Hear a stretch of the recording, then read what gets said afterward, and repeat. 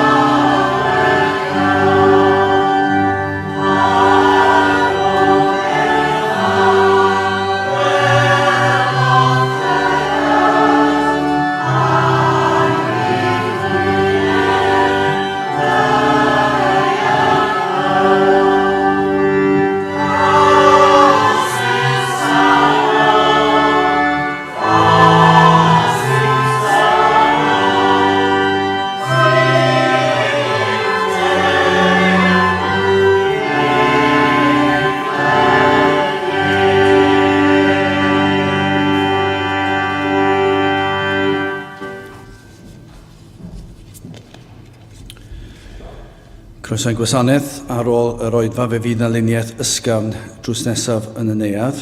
Fe fyddwn ni'n cynnal ein cwrdd gweddi misol ar y drydydd nos Iau o'r mis, sef nos Iau yma, am 7:30 wedi 7 drws nesaf yn y neuadd. Fe fyddwch chi falle wedi gweld y cerdiau bach yma. Fe fydd digon o'r ein i'w gael ar y blaen, neu os dwch chi ofyn i fi. Ac ar y cerdiau mae yna wybodaeth ynglyn â'r cyfarfodydd ychwanegol. Ac dwi ddim yn rhy bell i ffwrdd nawr. Rhagfyr y cyntaf, sef nos Iau cyntaf y mis, fyddwn ni'n cynnal ein noson o garolau. Ac felly hefyd ar noswyl y Nadolig, ein hoedfa i ni yn ei galw yn croesawu'r Nadolig am 11:15 o gloch y nos. I groesawu'r Nadolig i fewn. Felly mae'r wybodaeth ar y cerdiau ac ar y cefn. Ac os nad ych chi'n deall beth yw'r pethau bach yma, y sgwariau bach, pobl sydd gyda rhyw declyn ar y ffôn yn gallu mynd â chi syth i'r wefan lle mae'r oedfawn yn cael ei darlledu'n fyw ac rhai blaenorol hefyd, ac yn mynd â chi'r wefan. Felly fe allwch chi ddweud wrth bobl wrth dosbarthu'r rhain fod modd iddyn nhw fynd i'r wefan hefyd. Nawr, Sul nesaf, fydd yn hoedfam 3:30. Nawr, wrth ni gymryd y casgliad, gen i ganu tra'r ein heistedd emirif 405, fri yn dy nefoedd cliw ein cri, pob gras a dawn sydd yno ti. 4:5.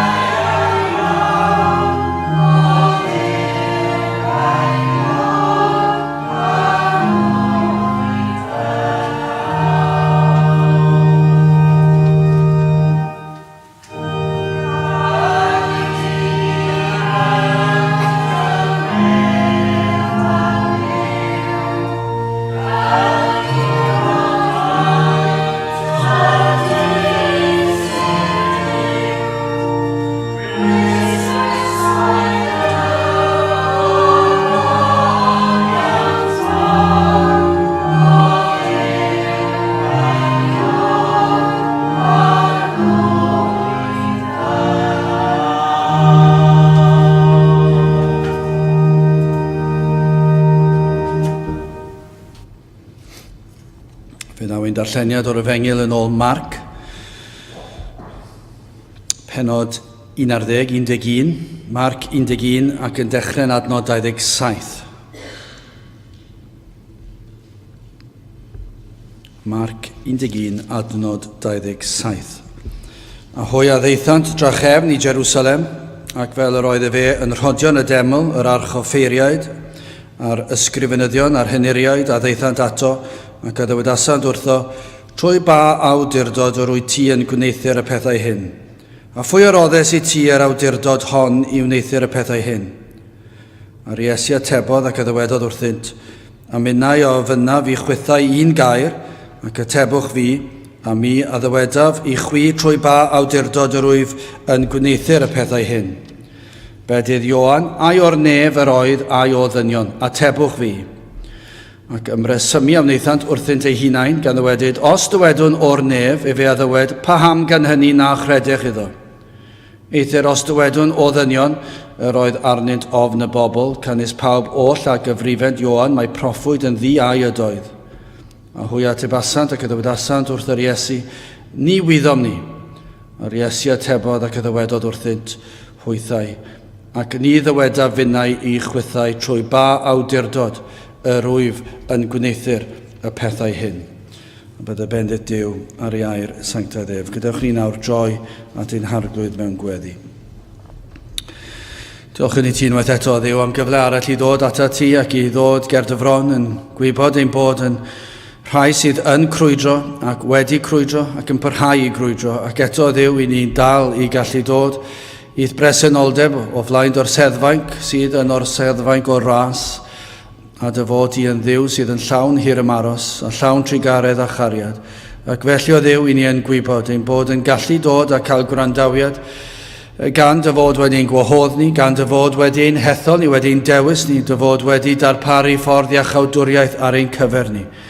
Ac o Dduw, yn yr arglwydd Iesu Grist, ni yn gallu dod fel rhai sydd yn lan o'th flaen, fel rhai sydd yn wynach na'r eira, wedi maddau'n llwyr, yr holl bechodau, yr holl a yr ydym yn barod wedi ei wneud, ac eto Dduw, yr wyt ti wedi addo maddau y cyfan y byddwn yn ei wneud hefyd. Ac felly, o Dduw, dim ond mawl sydd gennym ger dy fron di heddi, a diolch i ti am yr Efengyl Sanctaidd, yn diolch i ti am y maddeuant sydd i'w gael, yn diolch am y newyddion da bod yna iachawdwriaeth i'w gael ar gyfer pechaduriaid fel ni, ac fod yr iachawdwriaeth yma yn unig yn yr arglwydd Iesu Grist.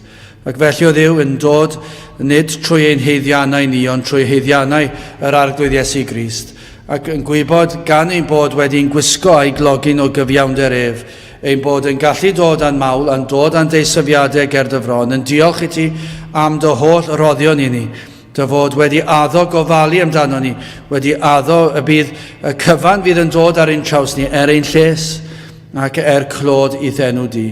Ac felly, ar y degau yn mynd trwy adegau caled ac anodd, i ni yn diolch, felly ein bod gyda'r sicrwydd yma, fod y cyfan yn dy ddwylo di, ac fod y cyfan wedi cael ei ragluniaethu, bod y cyfan wedi cael ei osod mwyn ein lles ni.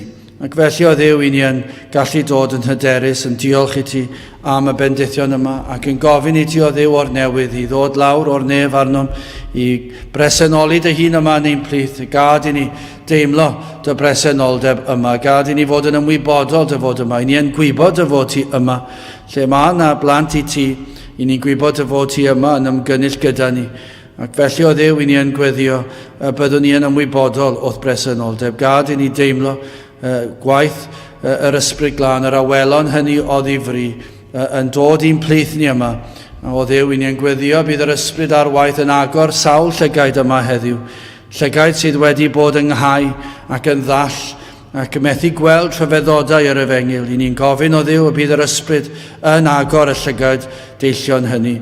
Y clistiau hynny sydd yn fyddar i seiniau rhyfeddol yr Efengyl.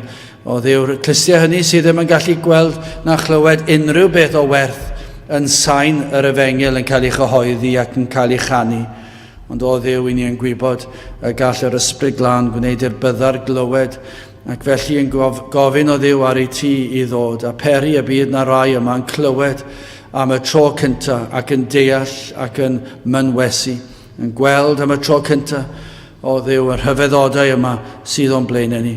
Felly o Dduw i ni yn gofyn, mae dyma yw yr unig obaith, i ni'n gwybod na fedrwn ni berswadio'r un enaid ac yn gofyn i ti trwy nerth yr Ysbryd Glân i berswadio, i ddwyn, i ddenu pobl at ti dy hun trwy dy ras anorchfygol. O Dduw, ter lawr i'n plith, ter di'n plith ni yma, bendithio'r holl ddydd, paratoni ar gyfer wythnos arall, i ni'n meddwl am yr oedfaon sydd yn ystod yr wythnos, i ni'n cyflwyno'r cwrdd-gweddi i ti.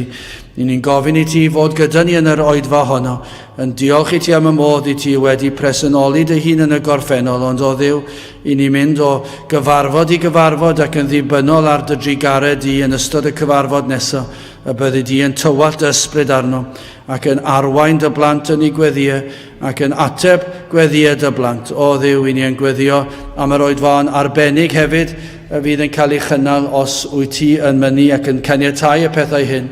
I ni'n gweddio am ein nosweithiau o garolau a chroesawu'r Nadolig, ein hoedfa ar dydd Nadolig. I ni'n gweddio am rhain i gyd yn gofyn i ti i fod yn barod yn trefnu. Ni'n gwybod yn rhagwyddoldeb cyn seiliad y byd yr wyt ti wedi trefnu'r pethau hyn. Ac felly o Dduw yn gallu edrych yn hyderus, yn gwybod o Dduw dy fod ti yn mynd i fod gyda ni ac yn cyflwyno felly yr oedfa'n hynny. Y bydd na'r rhai sydd wedi paratoi yn dod ac o Dduw y byddant yn ymateb i ddair di, ac y bydd na edifarhau yn digwydd ar y nosweithiau hynny. O Dduw, felly diogela ni nawr, bendithio ni, tir lawr i'n plith, arwain ni yn ein haddoliad. I ni'n gofyn hyn oll trwy enw ac heiddiant ein harglwydd Iesu Grist. Amen.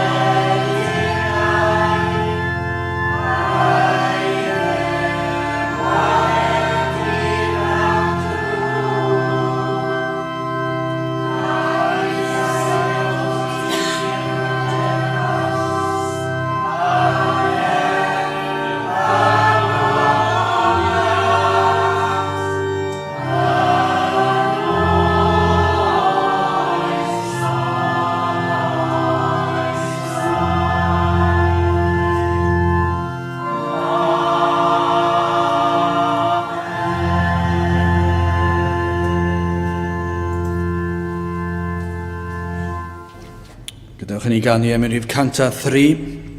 Mi dafla maich oddi ar fy ngwar wrth deimlo dwyfol oes. Cant a 3 gewn ni sefyll i'w chanu.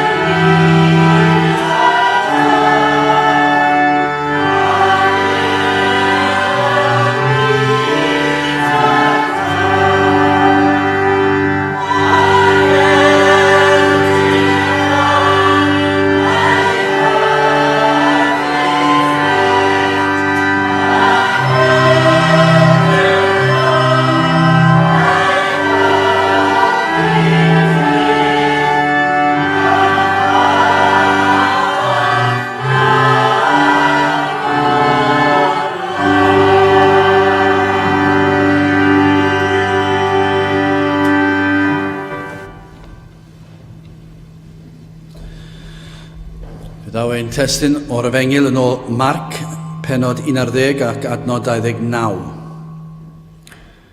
A'r Iesu atebodd ac yddywedodd wrthynt, a minnau o fyna fi chwythau un gair, ac atebwch fi, a mi ydyweda fi chwi trwy ba awdurdod yr wyf yn gwneithur y pethau hyn.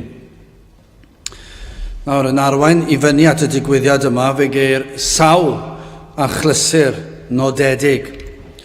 Mae yn benod ac yn adroddiadau cyfarwydd iawn, ac wrth i'r Iesu, os chi'n cofio ddod I Jerusalem ar gefn Ebol, I ni'n darllen yn yr 8fed adnod, a llawer a deunasant ei dillad ar hyd y ffordd, ac eraill a dorasant gangau o'r gwydd, ac ei tenasant ar y ffordd, a rhai oedd yn myned o'r blaen, a rhai oedd yn dyfod ar ôl, a lefasant gan ddywedyd, Hosanna, bendigedig fyddwr hwn sydd yn dyfod yn enw'r arglwydd, bendigedig yw'r deyrnas sydd yn dyfod yn enw'r arglwydd ein tad Dafydd, Hosanna yn y goruchaf.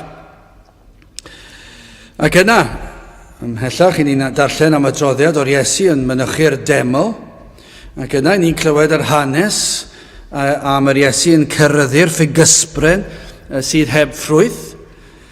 Ac yna, I ni'n cofio'r adroddiad yma yn y benod yma, cyfan yn y benod yma, yr Iesu yn glanhau'r deml, adnod 15, a hwy a ddeithant I Jerusalem, a'r Iesu aeth i'r deml, ac a ddechreuodd fwrw allan yr rhai a werthent ac a brynent yn y deml, ac am chwelo dreslau'r arianwyr a chadeiriau'r gwerthwyr colomenod. Ac pob un o'r digwyddiadau yna, allwch chi ddychmygu os petai chi'n un o'r arweinyddion crefyddol yr Iddewon yn ystod y dyddiau hynny, wrth i'r Iesu ddod I Jerusalem, mi fydde pob un o'r digwyddiadau yna wedi'ch gwylltio chi'n gacwn siwr o fod. Mi fyddech chi wedi ffyrnigo wrth weld y fath beth. Yr Iesu'n dod ar gefn Ebol ac yna'r gweiddi Hosanna bendigedig, Hosanna yn y goruchaf, ac yna y pethau rhyfeddol sydd yn digwydd i'r ffugysbryn, ac yna mynd y deml ac yn troi'r byrddau ac yn cyrryddu'r pobl yn y deml am yr hyn maen nhw'n ei wneud. A dim syndod I bod nhw wedi ei gwylltio.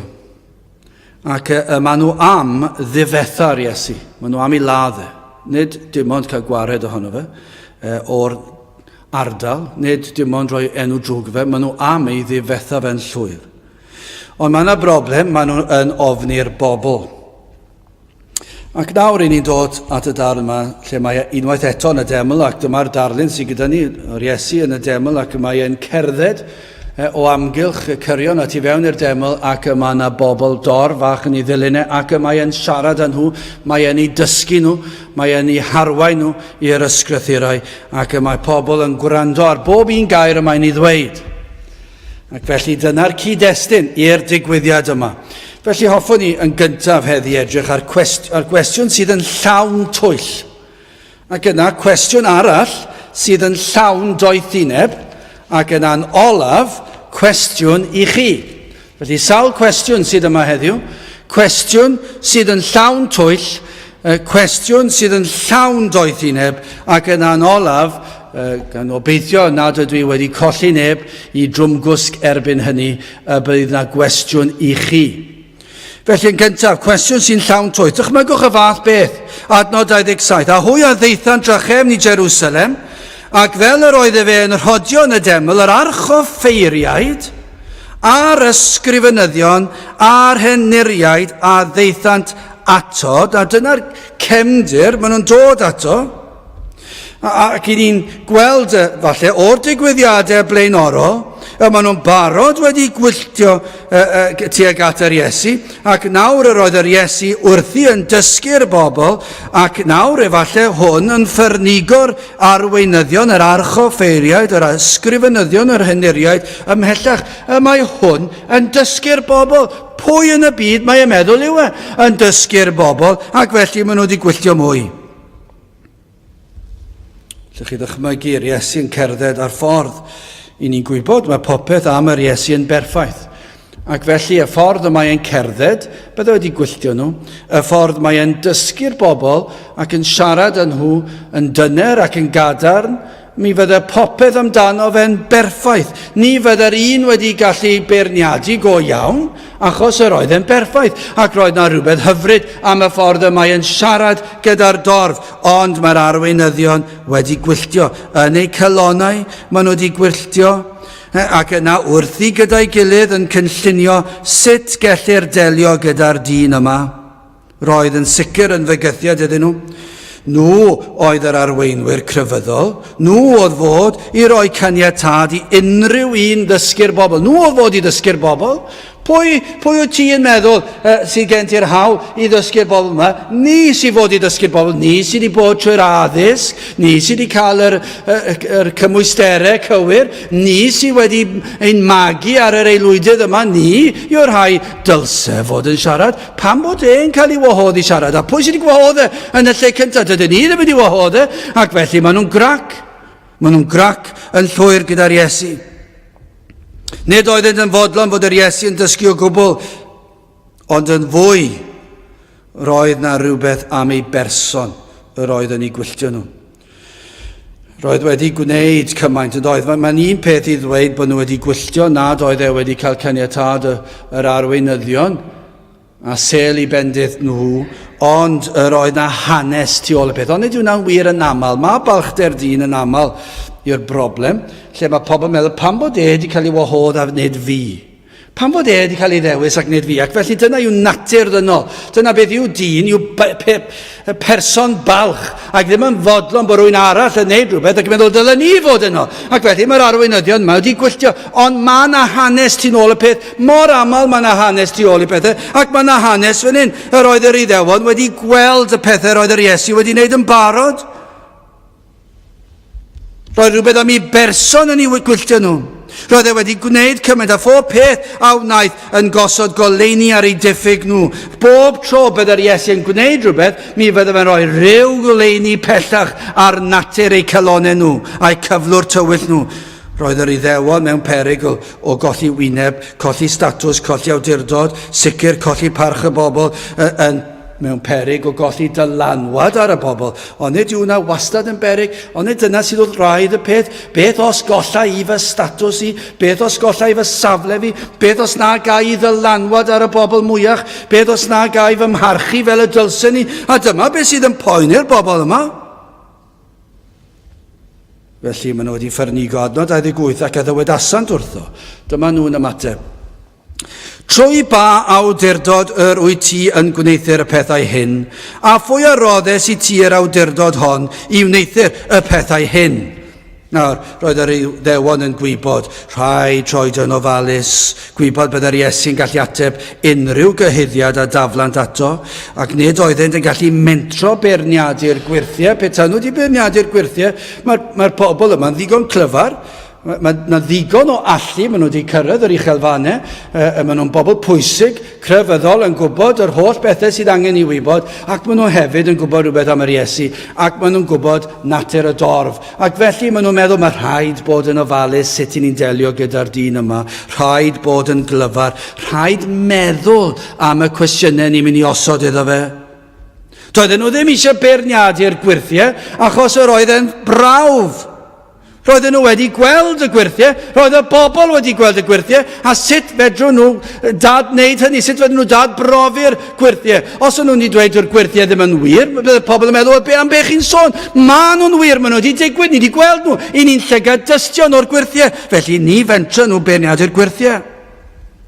Doedden nhw ddim yn beirniadu ei athrawiaeth e. Sylwch hwn, doedden nhw ddim yn gallu beirniadu athrawiaeth yr Iesu, gan ei bod nhw'n gwybod gallen gyntaf dadlen i herbyn nhw, ac yn gwybod na allan dweud ei fod yn gwrthweud yr ysgrythyr, achos y mae'r Iesu wedi dysgu popeth ar sail yr Hen Testament. Doedd dim byd o'r oedd yr Iesu yn ei ddysgu yn wahanol i'r hyn yr oedden nhw wedi cael ei magu yn ei glywed a'i ddysgu. Felly, bydde wedi bod yn hirt iddyn nhw i ferniadu athrawiaeth yr Iesu, gan nad oes sail ganddyn nhw. Yr oedd yr Iesu yn dysgu yn athrawieithol, yn seiliedig ar air Duw. Ni allan darganfod pechod y mywyd yr Iesu, pam? Gan nad oedd e wedi pechu erioed. yr oedd yn berffaith. Nid oedd yr un o'i elynion yn gallu ffeindio unrhyw bechod am yr Iesu o'i fagwraeth e tan nawr yn gweinidogaethu ger ei bron nhw. Doedd dim byd yr oedd e wedi wneud oedd yn anghywir. Mae'n rhyfedd i feddwl bod nhw'n ei gysau e gymaint, a fod ei gwrthodiad ohono mor gryf. Roedd yr Iddewon yn sicr mewn bath beryg o golli popeth i statws, arian falle, parch. Ac felly dyna sydd wrth raidd y peth, ac felly gorfod oeddent i feddwl am ffordd o ddelio gyda'r Iesu. Sut fedrwn ni ddelio â hwn? Ac yna fe fuon nhw'n ceisio meddwl am ffordd clyfar i ddatrys y broblem yma. Modd na fyddant yn colli wyneb, a modd y byddant yn gallu peri'r embaras fwyaf i'r Iesu. Byddan nhw'n gallu codi cywilydd ar yr Iesu. Gwneud iddo fe edrych yn fach o flaen y dorf. Roedden nhw wedi meddwl yn ofalus, ac o'r diwedd maen nhw wedi ffeindio rhywbeth roedden nhw'n credu gallen nhw ddweud. Ac felly maen nhw'n dweud, ddim yn beirniadu'r gwirthiau, ddim yn feirniadol o'i athrawiaeth, ddim yn pwyntio bys at unrhyw nam achos doedden nhw ddim yn gallu gwneud yr un o'r peth yna, ac felly yr un peth maen nhw wedi meddwl amdano. Trwy ba awdurdod y gwna'r Iesu'r pethau ei hyn. Trwy ba awdurdod yr wyt ti, pwy wyt ti yn meddwl sydd yn rhoi'r hawl i ti i ddod i wneud y pethau hyn ac yn y deml, a beth oedd y pethau hyn? Trwy ba awdurdod y gwna'r pethau hyn? Beth yw'r pethau hyn? Wel, y glanhau'r deml, hwnna di gwylltio nhw. Pa hawl sydd gen ti i ddod mewn i'r deml a throi'r byrddau ben i weired ac i ddweud y fath bethau? Pwy sydd wedi rhoi awdurdod i ti wneud y fath beth? Pwy sydd wedi rhoi yr hawl i ti, a dyma beth sydd wrth raidd y peth, bydden nhw'n mynd i ddweud yn eiriol ger bron y dorf, ond maen nhw'n meddwl, pa hawl, pwy sydd wedi rhoi awdurdod i ti i wneud y gwirthiau o iachau'r cloff a'r dall?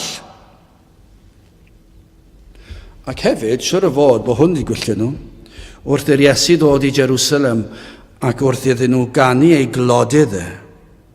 Nad oes na record bod yr Iesu wedi ymwrthod ar mawl bendigedig yw hwn sydd yn dod ar ebol. Nid oedd yr Iesu wedi gwrthod y peth. Ac felly yn dweud, pwy wyt ti i ddod i fewn i'n dinas ni ac i dderbyn yr mawl a'r clod yma? Pwy sydd yn rhoi y fath awdurdod i ti wneud y pethau hyn? Yr oedd yn gosod ei hun fel Duw, ac maen nhw wedi dirnad hynny, maen nhw wedi deall gymaint yna bod yr Iesu fel betaia yn ei osod ei hun fel Duw, ac mae e'n ei ffyrnigo nhw. Trwy ba awdurdod rwyt ti'n dysgu'n pobl ni, ein cynulleidfa ni o'r rhain yn y deml, y bobl sydd yn tyrru o gwmpas y deml, ein pobl ni yw nhw, ac ni sydd fod i ddysgu'r bobl yma, nid ti, pwy sydd i roi'r hawl i ti ddysgu'r bobl yma? Dwyt ti ddim wedi cael caniatad gennym ni? Ac felly, wrth ofyn y cwestiwn, maen nhw'n credu byddai hyn yn achosi'r Iesu faglu, ac byddai'n ateb mewn modd o beri'r dorf i droi arno. Ond ydyn ni'n gwybod mor anwadal yw pobl. Mor sydyn gallant droi. Ni'n ei weld yn dydyn, ni'n ei weld yn sicr mewn byd gwleidyddiaeth. Ac i ni'n gweld y math yma beth, fi'n ni'n cyffwrdd o hwn chydig bach yn nes ymlaen eto, mae'n dod lan fan hyn yn diwedd. I ni'n gwybod yma'r arbenigwyr gwleidyddol yn gwybod yn America, yn ein gwlad ni lawr fan hyn, a drws nesaf, yn bob man. Mae'r un yw natur gwleidyddio, maen nhw'n gwybod cyn etholiad beth am i ni'n ddod â chydig bach o newyddion allan am yr rhai sydd yn ceisio am y swydd. Ac mae hwnna'n gallu trawsnewid miliynau o bobl i newid i meddwl nhw. Mae'n anhygoel. Dyna natur anwadal dyn. Maen nhw'n gwrando ar rywun, gallech chi dweud unwaith am y naill ochr neu llall, os pwy yw mae yna rywun yn dweud, ac i ni wedi weld yn barod o, mae yna rywun yn ffeindio rhywbeth i ddweud am rywun, gwir neu anwir, sdim ots, achos yn y diwedd, maen nhw wedi ddweud e, ac mae miliynau o bobl yn credu nhw, ac yn mynd i'r stafell fach ac yn rhoi tic yn y bocs, neu croes yn y bocs, ar gyfer enw rywun, ar sail beth, ar sail yr hyn, mae'r newyddiadurion wedi dweud bod y person yma wedi wneud, neu ddim wedi wneud. Miliynau, maen nhw'n dewis i harweinwyr nhw yn ein gwlad ni a gwledydd ar draws y byd ar sail yr hyn maen nhw'n meddwl mae rhywun wedi dweud, ac yna falle maen nhw'n newid i meddwl ar ôl. Ac does dim gwahaniaeth fan hyn yn y deml, y mae'r Iddewon yn gwybod mor anwadal yw dyn na gyd sydd eisiau ni ddweud yw gosod un cwestiwn, marc cwestiwn fod yr Iesu mor hirllig a rhoid yr awdurdod iddo ei hun, mae yn dyrchafu hunan fel Duw. Os newn ni wneud i'r bobl feddwl fod yr Iesu yn codi ei hun uwch ben ei statws, fe fydd y bobl yn troi arno. Dyna mor glefer maen nhw. Wel, dim mwy clyfar na'n gwleidyddion a newyddiadurwyr cyfoes heddiw. Dim gwahaniaeth o gwbl.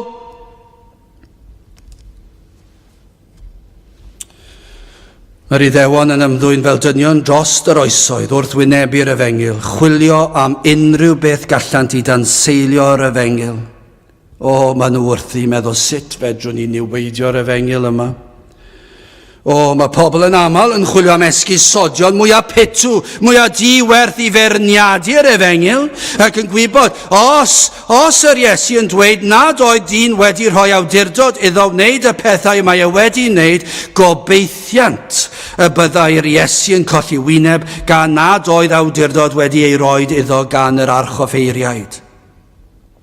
Ac os petai'r Iesu yn dweud bod ganddo'r awdurdod, felly os oedd e'n dweud does dim awdurdod gen I, fe fydd y bobl yn troi arno fe, ac os fydd e'n mentro dweud bod ganddo awdurdod, o ble roedd yr awdurdod yn dod? Ac felly roedden nhw'n gwybod, mi fyddai felly yn golygu gan nad dyn a roddodd yr awdurdod iddo, mae hyn a olyga yr Iesu oedd bod Duw wedi rhoi yr awdurdod iddo.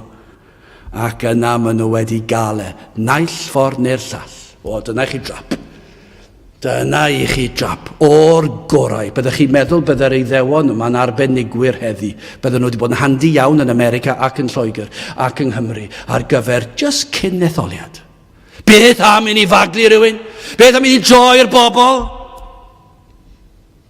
Ac yn union, ac chi'n gweld fwy pan mae'n dod I fyd yr ysbrydol, fe na unrhyw beth I achosi niwed i'r Efengyl.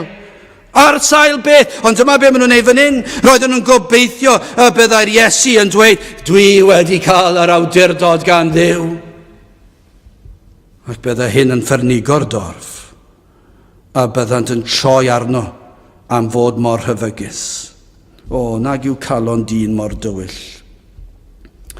Nag yw calon dyn mor wrthyn i'r goleuni, i'r gwirionedd, I weld y fath atgasedd pan mae'r goleuni yn dangos cyflwr y galon. Dyna'r broblem.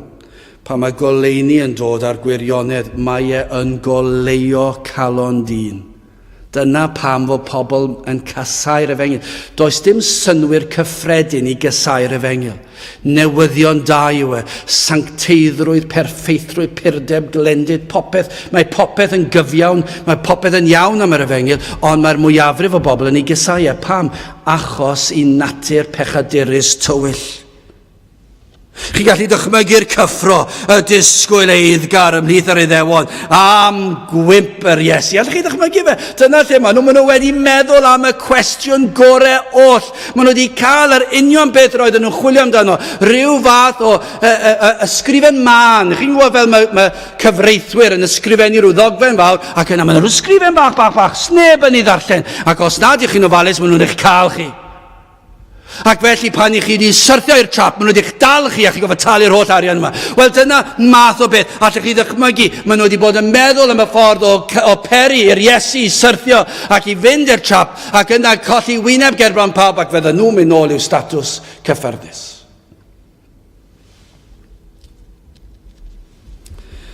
Allwch chi ddychmygu'r cyffro. Dyna I chi drasied, dyna chi erchyll yw'r darlun. Pan y mae pobl yn gallu ymateb fel hyn tuag at yr Efengyl. Mor ofnadw yw Dim byd ganddynt yn ei erbyn. Doedden nhw ddim hyd yn oed yn gallu pwyntio bys ato. Dim ond da a wnaeth Ac roedd y dystiolaeth I gyd o blaid yr Iesu. Roedd popeth yn iawn. Doedd dim byd a wnaeth yn anghywir. Roedd yr hyn a wnaeth yn y deml yn berffaith gywir y dylse fod wedi wneud e. Roedd y ffordd y dath e mewn i Jerusalem, fe ddyle wedi dod mewn nid ar ben ar gefn ebol, dyle wedi bod yn dod mewn ar ben ceffylau anfer, ond fe ddath e'n ostyngedig, fe ddath popeth amdano fe'n berffaith, roedd y ffordd yn drin ar bobl yn berffaith, ond roedd rhain yn ei gysau ac yn meddwl ei bod nhw'n gallu dwyllo fe. O dyna chi gwestiwn afiach. Cwestiwn y bydd yr Iddewon yma yn atebol am ei ofyn am dragwyddoldeb. Pwy roddodd awdurdod i'r Iesu? Dyna chi warth.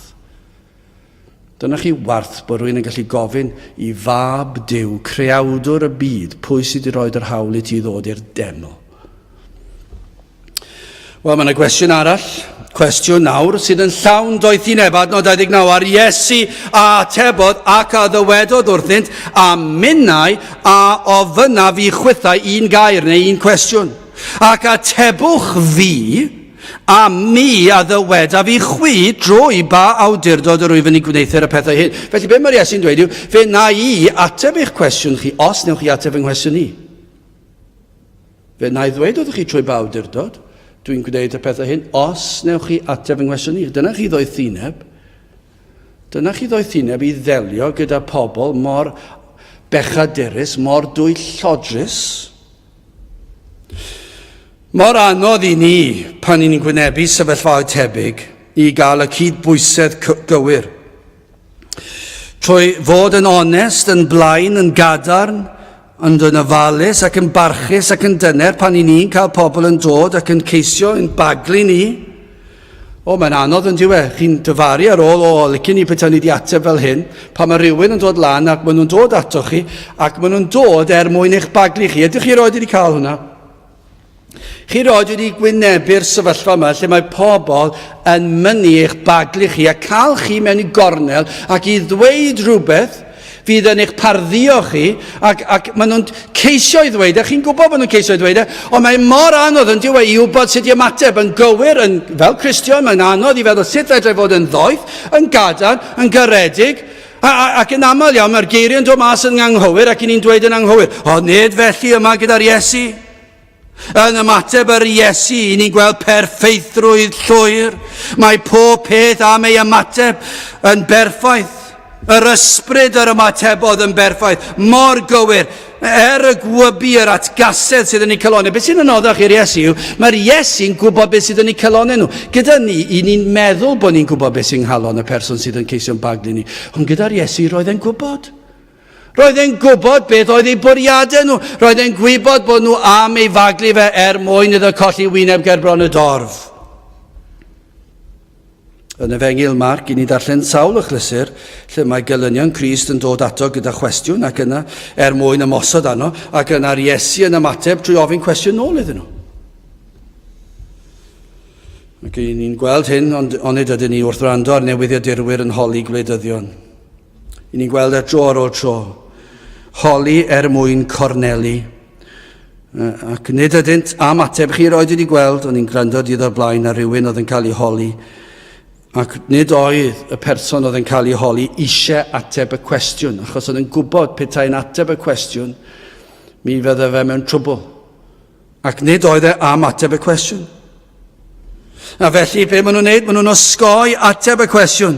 Dyna beth ni'n gweld un gwleidyddion yn aml iawn yn neud. Maen nhw'n osgoi ateb y cwestiwn. Maen nhw'n troi maen nhw'n dweud, dyma beth chi eisiau gofyn, a maen nhw'n dod â'r cwestiwn maen nhw wedi paratoi. Ond yn aml, i chi'n clywed y tro o tro. Maen nhw wedi cael eu corneli, a dyn nhw ddim eisiau ateb. Y math yma o fyd i ni'n byw yn ddi. Ond nid yna sydd fan hyn, yma ceir yr ateb perffaith, mae'r rhain am gorneli'r Iesu. Ond mae gan yr Iesu yr ateb iddynt. Yr ateb perffaith i bobl oedd allan am ei waed. Yn ei ateb, mae e'n gofyn cwestiwn yn gyntaf iddynt hwy, ond sylwch, petaint yn ateb cwestiwn yr Iesu. Yn hynny, byddant yn gweld yn barod fod yr Iesu wedi ateb ei cwestiwn gwreiddiol iddo fe. Os ych chi'n deall beth dwi'n ei olygu. Wrth i'r bobl ateb cwestiwn yr Iesu, yr oedd yr ateb yno yn barod. Felly mae'r Iesu mewn geiriau eraill yn ateb i cwestiwn nhw, ond mae'n rhoi ar ffurf cwestiwn. Ond mae'n rhoi her iddynt. Atebwch chi yn gyntaf yng nghwestiwn i. A mae'n cwestiwn i hyn, adnod 30. Bedydd Ioan, ai o'r nef yr oedd, ai o ddynion? Atebwch fi, mae'n cwestiwn digon syml. A chi'n gweld, doedd thineb yr Iesu yn y ffordd mae'n gofyn. Gwybyr Iesu, mae'r farn cyffredinol yn ei plith oedd, mae o Dduw y daeth Ioan. Chos dyna oedd y farn. Ac mae proffwyd mawr ei barch y doedd. Ac felly, os credant hynny mae un o Dduw oedd Ioan, yna byddant felly yn gwybod i Ioan yn ei bregethu bwyntio at y Meseia, sef Crist. Does dim cwestiwn mai Crist oedd y Meseia, ond doedden nhw ddim yn ei dderbyn e. Ond mi fydden nhw'n gwybod i hadnodau nhw ddigon, mi fydden nhw'n gwybod i hanes ddigon.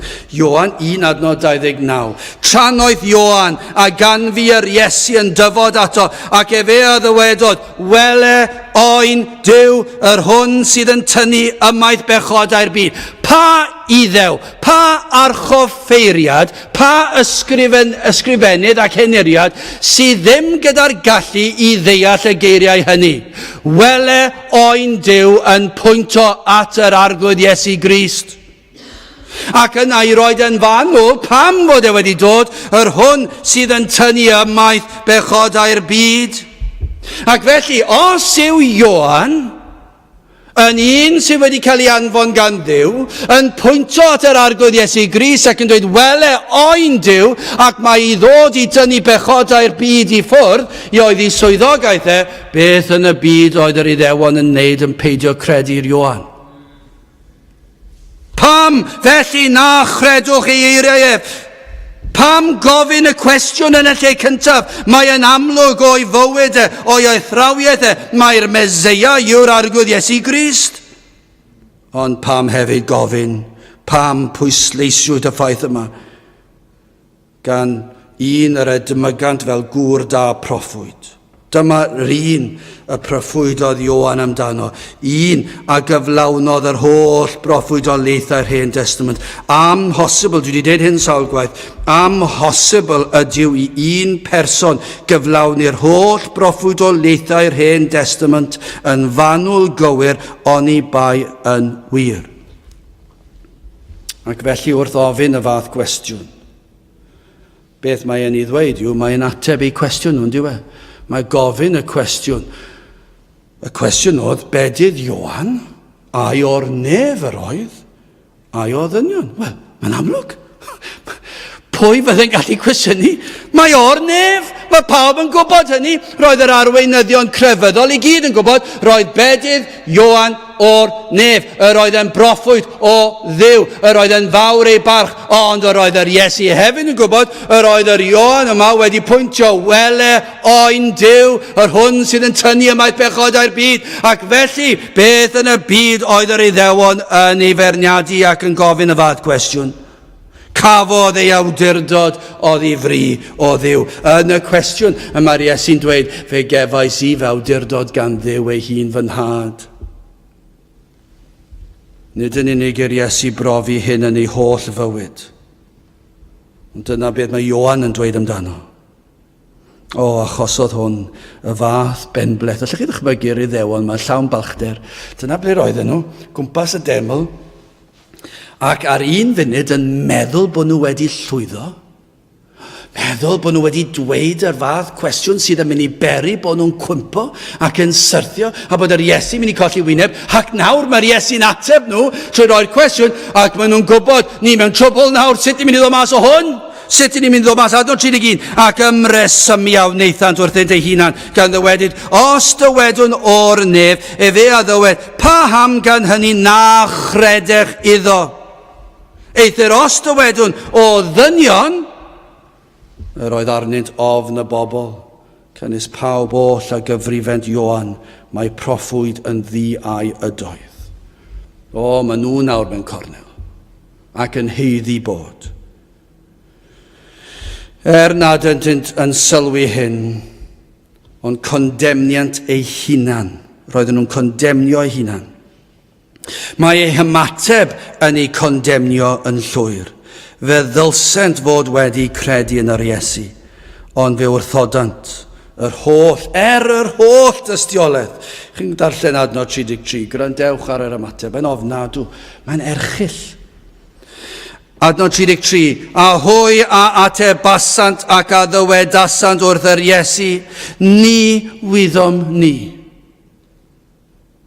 Ar Iesu atebodd ac ddywedod wrthynt hwythau, ac ni ddyweda fyna i chwythau trwy ba awdurdod yr wyf yn gwneithio'r pethau hyn, ei fod wedi ateb nhw. Mae wedi'n ateb nhw'n barod yn ei gwestiwn, roedd ei gwestiwn yn ateb nhw. Ond mae'n dweud, dwi ddim yn mynd i ateb yn swyddogol achos i chi wedi gosod trap ar fy nghyfer i, ac dydy chi ddim yn mynd i lwyddo nawr, nid nawr yw'r amser, ac felly mae wedi gofyn y cwestiwn nhw, a mae wedi dweud, dwi ddim yn mynd i ateb chi yn swyddogol, ond mae'r ateb wedi cael ei roed, doedd e ddim yn rhedeg i ffwrdd o'r ateb, o'r cwestiwn, doedd e ddim yn lwfr, doedd e ddim yn ofni, roedd e wedi ateb yn barod iddyn nhw, a maen nhw'n gwybod hynny, maen nhw'n gwybod, ac nawr nhw wedi cael eu cornelu, ac dyna i chi gelwydd o ateb. Ni wyddom ni. Mae fel athro yn yr ysgol, yn dal plant yn gwneud yn ddrwg. Ac chi'n dod â nhw i fewn, a chi'n siarad â nhw. Chi'n dweud, pam nes di na?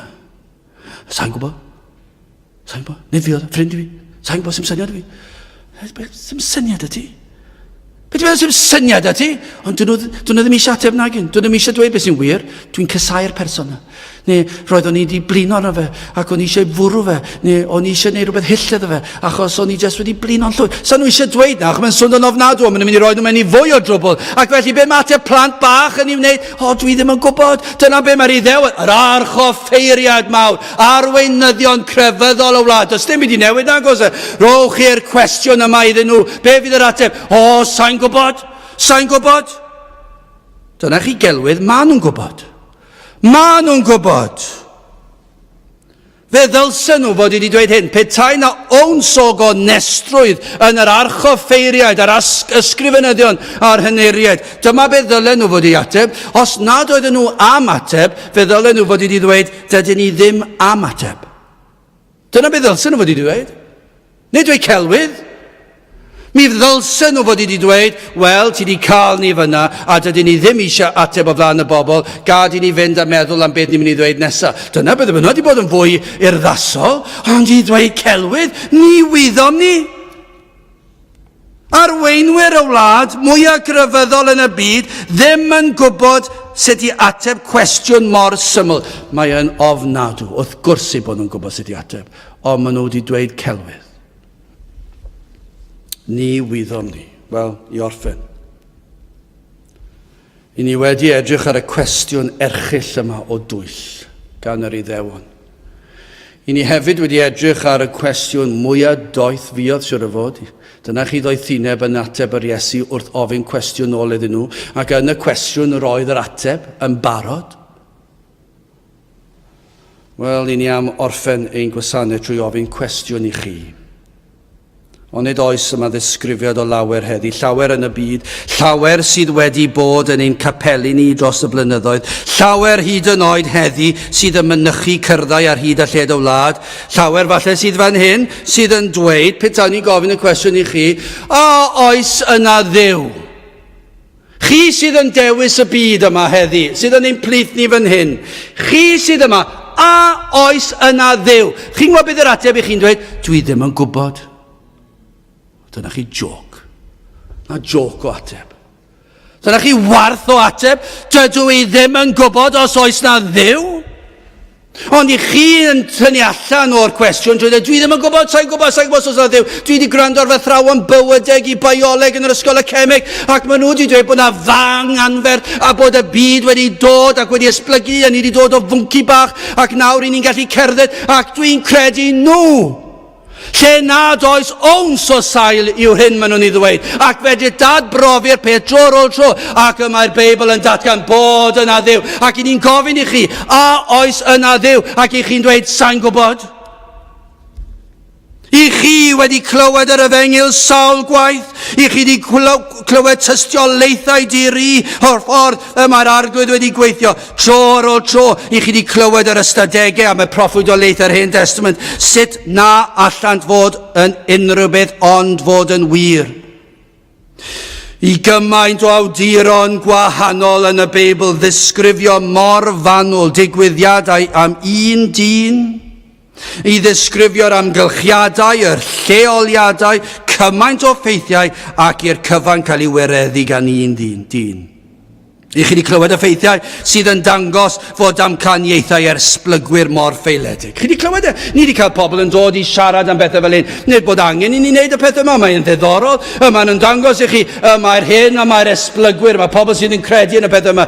Mae tro ar ôl tro i ni'n dweud mae eu damcaniaethau nhw yn damcaniaethau sydd wedi cael eu seilio ar pethau sydd ddim wedi cael eu brofi. I chi wedi gweld atebion i weddi. Chi'n meddwl mae rhai ohonoch chi fan hyn yn gallu tystio i bod Duw wedi ateb gweddiau ei bobl yn oriwch naturiol felly. Chi wedi weld e? I chi wedi gweld bywydau pobl yn trawsnewid o fod mewn tywyllwch i ddod i oleunu'r efengyl ac fe bloeddia'r greadigaeth. O, nid yw e. Chi'n meddwl mae yna raglen, dwi'n dwlu gweld rhaglenni fel hyn. Bydd yn Attenborough, Planet Earth. O, na chi raglen. O, chi'n meddwl beth? Mae'n anhygol gwrando ar y dwlu sy'n dod allan o'i cegau nhw ambell waith lle maen nhw'n dweud esblygiad a pethau fel hyn. Chi'n meddwl, sut na fedrwch chi weld bod na gynllunydd i'r greadigaeth yma?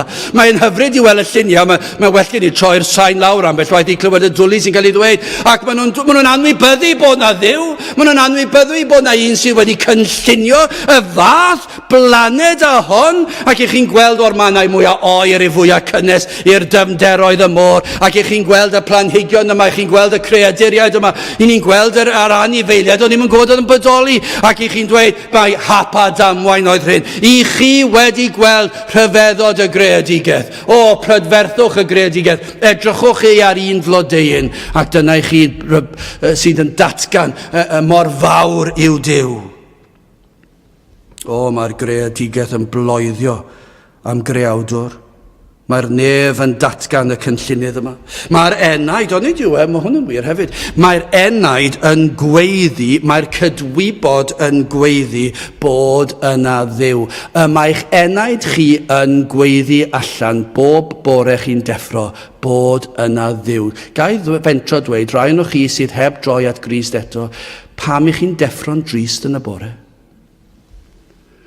Pam bod na rwystredigaeth yn eich calon chi, a fyddwch chi'n beio mam a dad neu brawd a chwaer, fyddwch chi'n beio pawb a phopeth, ond chi eich hunan.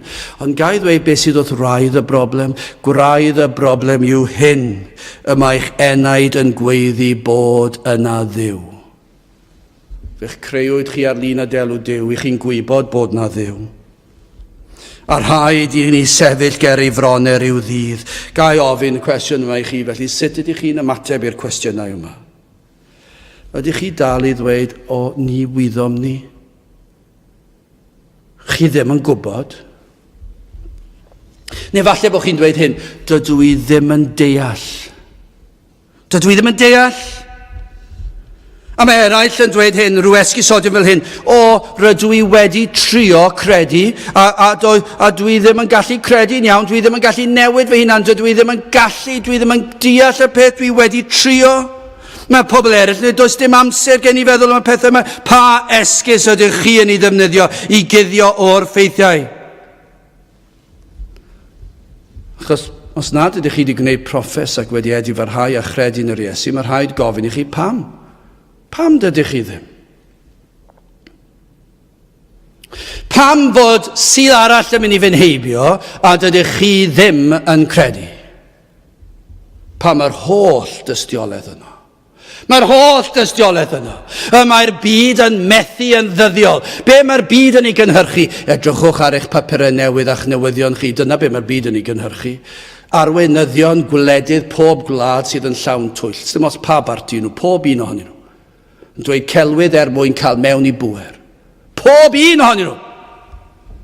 Ac eich chi'n gweld, be mae hwnna'n cynhyrchu cymdeithas fel sydd yn ni?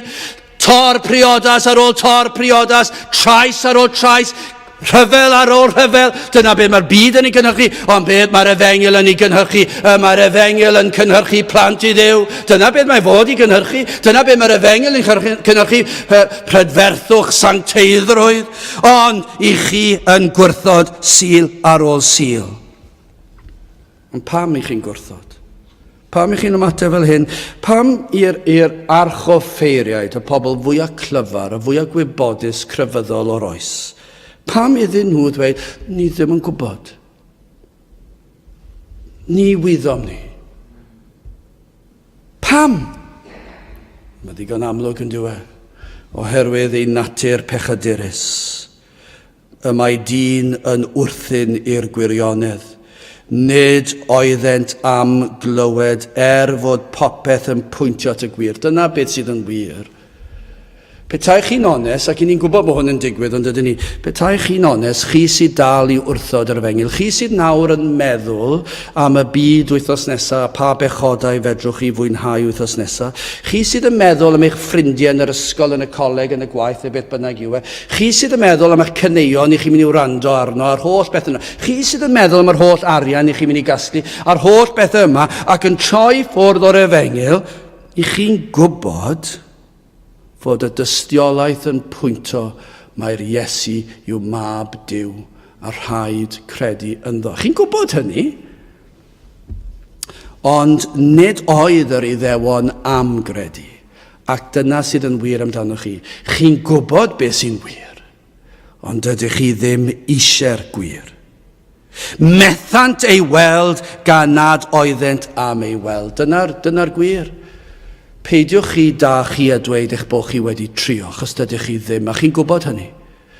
Cwestiwn yw, yr ateb i hwnna yw, dydych chi ddim eisiau llwyddo. Dydych chi ddim eisiau credu. Ioan 3:19, dwi'n credu gafodd hon i ddyfynu bore yma, a hon yw'r ddamnedigaeth, ddyfod goleini i'r byd, a charu o ddynion y tywyllwch yn fwy na'r goleini, canis yr oedd ei gweithredoedd hwy yn ddrwg. Dyna chi ddisgrifiad o'r Iddewon, yr archoffeiriaid, yr ysgrifenyddion, yr henuriaid. Dyna chi ddisgrifiad o rai ohonoch chi fan hyn, a llawer sydd wedi bod yma o'r blaen. Yr ydych chi'n caru'r tywyllwch yn fwy na'r goleini. Dwi ddim yn gwneud synwyr. Dwi ddim yn gwneud synwyr pam i chi'n dewis y byd yn lle'r Efengil. Pam cael colledigaeth tragwyddol yn hytrach na bywyd yn y nefoedd am dragwyddoldeb? Pam troi at fyd sydd yn llawn twyll a chelwydd a phroblemau diri o ran hynny, ac gwrthod cael un sydd yn mynd i arwain chi trwy'r anialwch? Dyna i chi drasiedi o'r cyfleoedd y gawsant i gredu. Fe glywodd rhain Ioan yn cyhoeddi, wele oen Duw yr hwn sydd yn tynnu ymaith bechodau'r byd. A chymod beth sy'n drist, mae'r rhai fan hyn ac un cam bach arall sydd cyn bod chi ddim yn mynd i fod yma to. Sawl gwaith ni wedi dweud hyn ac roedd yna rai yma a dydyn nhw ddim yma bellach. Sawl un. Ac fe rybuddion nhw, wele oen Duw, yr hwn sydd yn tynnu ymaith bechodau'r byd, ac yna be maen nhw'n neud, maen nhw'n troi cefn. Pam? Achos maen nhw'n caru'r tywyllwch yn fwy na'r goleini. Bod nhw'n gwybod mae'r goleini yw'r gwir, dyn nhw ddim eisiau fe. Maen nhw'n ei gysau O'r chi wedi glywed chi wedi clywed, ni wedi pwyntio at oen Duw sul ar ôl sul, fe ddath i ddelio a'ch pechod chi, dyna be mae Ioan yn ei ddweud, dyna beth ni'n ei ddweud, fe ddath i'r arglwydd Iesu Grist a'r awdurdod oddi fri o'r fe gafodd awdurdod, fe yw Duw, roedd yr awdurdod ganddo, fe ddath i'r byd, ac fe nath holl ryfeddodau hyn, fe fiodd fyw yn eich lle chi bywyd perffaith, fiodd farw ar y groes, wel oen Duw sut gymerodd pechod byd i ffwrdd trwy farw ar y groes, fe ath yr hoelion i fewn i'w ddwylo fe ath yr gwaioffon i wyslus fe ath y coron o ddraen ar ei benne, ac yna fe dywallodd y tad yr holl gosb ar yr arglwydd Iesu Grist yn eich lle chi, fe gymerodd yr Iesu yr holl gosbedigaeth am ei holl blant. Dyna sut gymerodd hwn ymaith bechodau'r byd, ac wrth i'r gwaed lifo i lawr. a mae'n golchi pob staen o bechod i ffwrdd.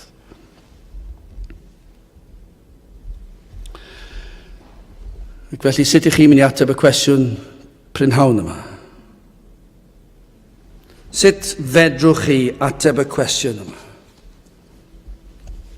Pwy yw'r Iesu? Beth ni'n gofyn i chi, pwy oedd Iesu Grist? Os na fyddwch chi'n dweud mai mab Duw yw e, gwae chi. Mae'r dystiolaeth yno. Beth ni'n gofyn i chi, pwy yw'r Iesu? Pwy yw'r Iesu? Ac i chi ddim yn ateb mai mab Duw yw e, wel, i chi yn troi ffwrdd yn sydd. Ond petai chi'n ateb y cwestiwn dweud, wel, mab Duw yw e, wel, pam yn y byd ydych chi ddim yn credu yn ddod e? Yn gael ddweud ydych chi pam? Mi roeddech chi'n caru'r tywyllwch. Ac fe gewch chi tywyllwch. Fe gewch chi'r tywyllwch am dragwyddoldeb. Ein gweddi ni yw y bydd yr ysbryd ar waith heddi yn agor llygaid enaid rhywun i weld y tywyllwch am yr hyn yw e, ac i weld rhyfeddod y goleuni, ac i weld oen Duw, yr hwn sydd yn tynnu ymaith bechodau'r byd, ac y bydd yn arwain eich traed at droed y groes, ac fe fyddwch chi yn dod yn llwythog ac yn flinderog, ac fe fyddwch chi'n taflu eich baich o bechod, ac fydd yr Iesu'n ei gymryd e, a be mae'n neud? Mae'n hoelio i'w groes ei hun, ac mae'n cymryd y gosb yn eich lle chi. Dyna'n gweddi ni heddi. Mae'r emyn fyddwn ni'n ganu mewn eiliad bach. Pam bechadur cyndyn, pam y colli denaid drud, maid y greuwr heddiw gofyn, pam yr ymgyndynu cyd. Gadewch i ni weddio. O Dduw, i ni yn gweddio byd ysbryd ar waith, ac y bydde di'n argyhoeddi o bechod, ac y bydde di'n agor llygaid y deillon i weld ei hangen am waredwr. Trig ar hawrth ddim, i ni'n gweddio mai ti fydd yn cael yr holl fawl a'r clod. I ni'n gofyn hyn oll felly trwy enw ac heidiant ein harglwydd Iesu Grist. Amen. Dewch i ni orffen ein gwasanaeth trwy ganu'r emyn rhif 303, pam bechadur cyndyn. 3-3, gwni sefyll i'w chanu.